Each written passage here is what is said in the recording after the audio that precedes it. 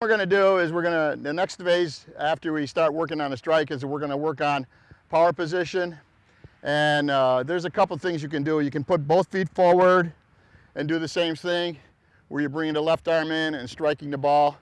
Then you can move your foot back a little bit when they get comfortable with that, and then do the same thing without driving the hip.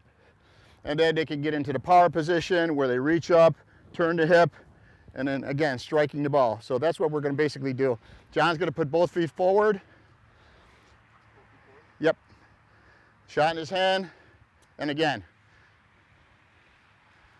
Again, working on this position again, working on releasing the shot from an inward to an outward position.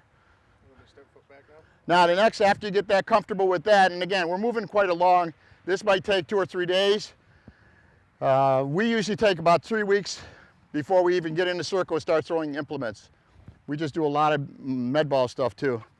All right, and so what John's gonna do is now drop his foot back a little bit, turn a little bit, open his hip up a little bit, and then he's gonna do the same thing.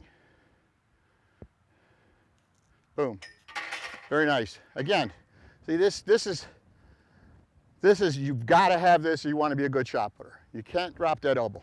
All right, well, next phase after that, now you do that a while, and then you go into what I call a power position. You don't need the shot right now, just put that down, and we'll get you in a power position. Now the thing you wanna do is, if you look at my feet, this is the front of the circle here, you wanna set your feet up so that your inseam, your middle of your foot is with your toe, and drop it back so that the toe and the heel allows you to turn through.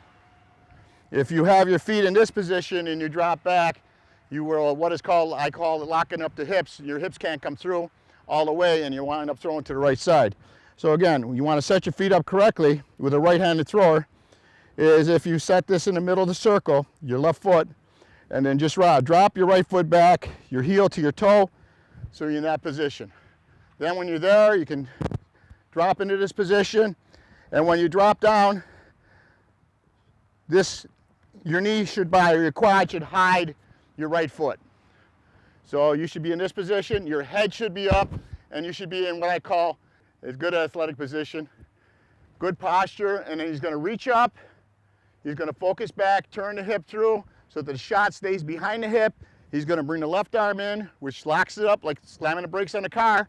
Gonna bring it in here, and then he's gonna fire the shot.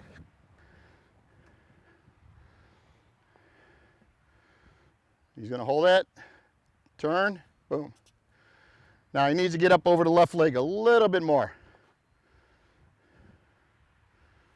There you go. When I say get up over the left leg, I'm simply meaning that the first one, he went around the leg like this, and you want to come right up over the top, so this whole mechanism, your left side just locks up. And when that locks up, it decelerates the left side and accelerates the right side, like a car slamming on the brakes without a seatbelt on. That's the only way I can explain it. All right, let's try with a shot now.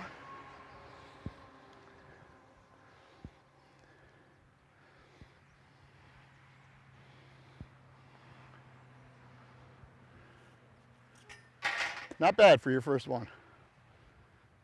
We usually don't count the first ones. They're like a warm-up. All right, drop down in a good power position again. Focus back with your head up. Reach up, stretch.